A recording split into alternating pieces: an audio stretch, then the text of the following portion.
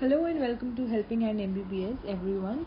I know we were off from a very long time, but with this video we are attempting to get back on track on making the videos and to help all the especially the first year students to tackle the important topics from the first year subjects. And this video is the first in that series, and since there has been a lockdown and exams have been postponed and everybody needs to study continuously so that whenever the exams are announced we can easily tackle those exams. So this is an attempt for first years to cover all the important topics in short videos which you can see anytime anywhere.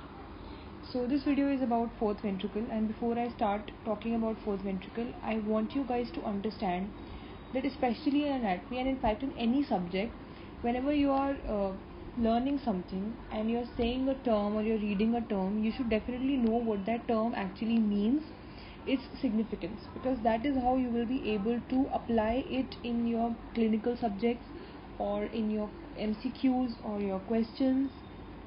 And in this video I'm attempting to explain how you need to do that. So starting with the fourth ventricle, first of all let's orient with the shape of the fourth ventricle. The fourth ventricle is exactly shaped like the stent that you see here. This stent that you see here this is the exact shape of the fourth ventricle. On the right hand side, this is the fourth ventricle. As you can see, this is shaped like a tent. In 2D it looks like a triangle, but in 3D it is actually shaped like this tent here. The roof is elevated and pointed just like this. Okay, so this was just the orientation to the shape so that you can understand the relations well. And this is the anterior side and this is the posterior side. This is the cerebellum and this is the pons. So this is how we will go about this video. We will now study what are the structures that form the fourth ventricle. Okay, so this is a diagram of the fourth ventricle. This diagram is there in letters. You can refer to it and you can revise from there.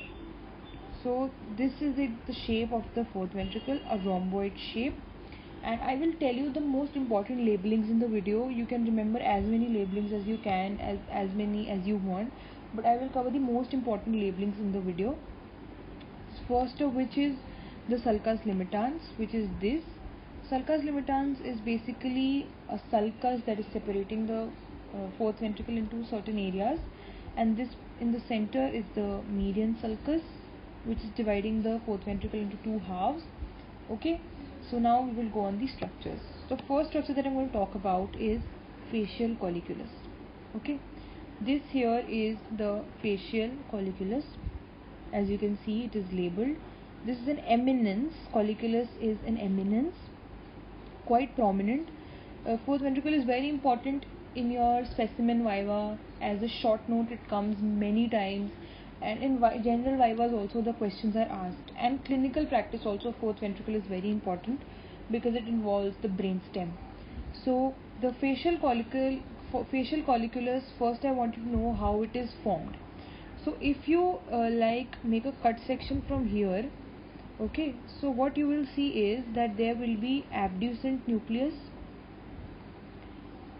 two basically abducent nuclei on two sides, and there will be the facial nuclei in the front. Now what needs to be understood is that the facial nerve, the motor fibers of the facial nerve are turning around this abducent nucleus, and so the eminence that you see here is the eminence that you can see here.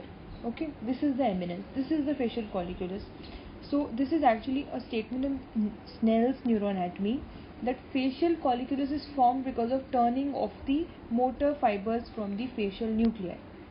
So this is how you will learn it. So this was facial nucleus. I will just rub it so that it does not get gitch pitch or hotchpotch. So this is the next area that I want you to focus. This is the locus ceruleus. Locus ceruleus is containing a melanin.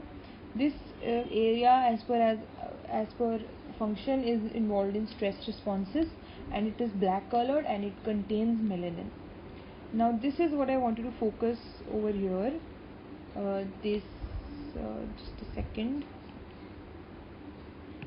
Okay, these fibers that you see that are coming out, these fibers, this is known as the stria medullaris. I will highlight locus coeruleus also. So this is the stria medullaris. You need to understand what is stria medullaris. There is a nuclei in the brain, arcuate nuclei, specifically in the hypothalamus. The fibers from arcuate nuclei are coming out from here. They are coming out from here, from the median sulcus. They come out in the form of stria medullaris. So whenever somebody asks you what is stria medullaris, you will say that these are fibers from arcuate nuclei coming out from the median sulcus in the floor of the fourth ventricle. Now, there are some triangles related to the cranial nerve nuclei in the fourth ventricle. I am going to tell you a simple trick to remember. From lateral to medial, because this is how the question is also asked. From lateral to medial, it is 8, 10 and 12 in the gaps of 2. 8, 10 and 12. This is how I'm going to show you. 8, 10 and 12. Okay, lateral to medial. This is how the question is asked, either medial to lateral or lateral to medial. From L to M, it is 8, 10 and 12. Okay. So what is this 8, 10 and 12? Let me show you. So this area that you see here, this is the hypoglossal triangle, that is hypoglossal trigone, that is the 12th nerve nuclei which is forming an eminence.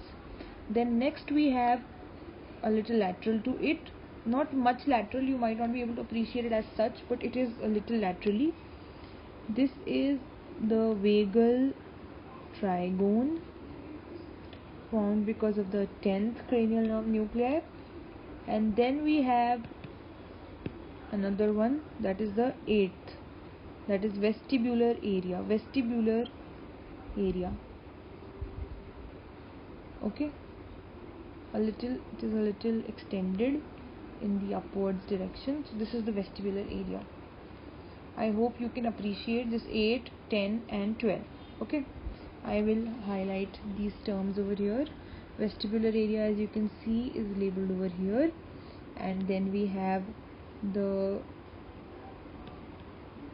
vagal trigone.